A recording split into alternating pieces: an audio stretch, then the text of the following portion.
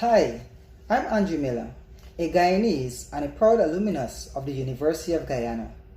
I completed my studies at this university in the year 2019.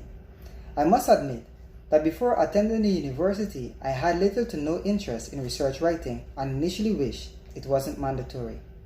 However, since I hadn't an option, I wanted to make it count.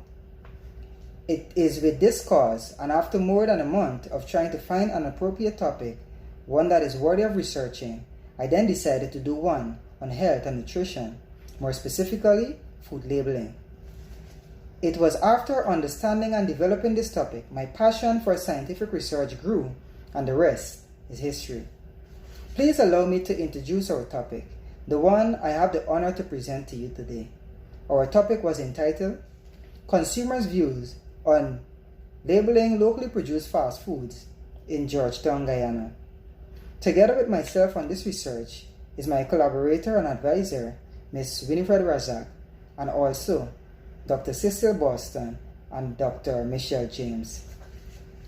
In two separate research conducted by F. Robert Wood Johnson Foundation 2013 and Van Epp et al. 2016 states that people who eat at fast food restaurants may not be making informed food choices because they do not know how many calories they are consuming.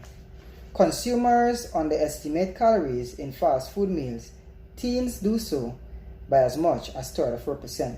A study conducted by McCarkey, 2015. A study conducted by Viola et al. 2019 also stated that chronic diseases are related to unbalanced and unhealthy eating habits. Consumer advocates have claimed the right to know what is in the food. Gustin, 2016.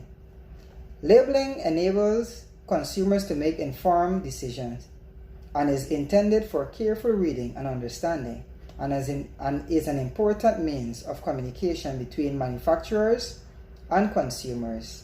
FAO article by S. Gardner, 2019. Hence, labeling should by all means become a requirement for fast food under Guyana's Food and Drug Act, Chapter 3403. Observation at many food establishments in Georgetown reveal that there is no evidence in the nutritional value of meals on menus at fast food establishments, and many locally produced fast foods are not accompanied by labels.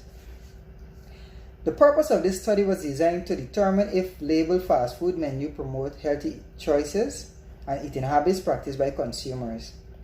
The objectives of this study was designed to investigate the existence of fast food menu labeling in Georgetown, to gather consumers' perception of the relevance of fast food menu labeling, and to determine the extent to which fast food menu labeling influences the food choices of consumers. The methodology used in this study was one of a qualitative approach, cross-sectional design, of which 6 fast food establishments in Georgetown were selected. Combined, there were 660 fast food consumers. However, after using a convenient sampling technique, 198 volunteers were allowed to participate, a 30% quota of our total study population. Questionnaires were used for the sample collection, of which eligible participants were able to complete within 5 to 8 minutes. I must mention that prior to utilizing the questionnaires, it was piloted to ensure suitability. Some of the inclusion and exclusion criteria for consumers' participation included: participants must be 18 years or older, must be willing to participate, and must be able to speak and understand English language. Some of the ethical considerations of this research were the review and approval by the Ministry of Health Institutional Review Board, and also the permission from the owners or management of the 6 fast food establishments under this study. After meeting all ethical requirements, the principal investigator visited each fast food establishment during the lunch period, 11 a.m. to 1 p.m., for a total of 7 operational days. The nature and conduct of the study were explained to the participants, after which informed consent was granted. A point to note at this time is that participants' privacy and confidentiality were maintained throughout the study. Results of this study showed that fast food labeling is becoming increasingly popular in Guyana, and consumers believe that there is much more that can be done by both the legislative body and fast food manufacturers. In their view, providing nutritional information about fast food sold to the public is a great initiative that demonstrates commitment to consumer health.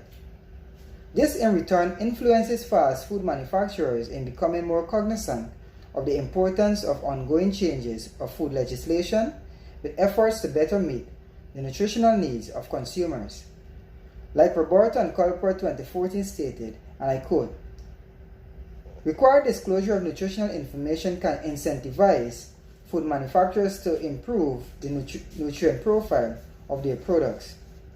Implementation of a menu labeling regulation in Guyana is a worthy public health strategy that has many health benefits to consumers making informed food choices."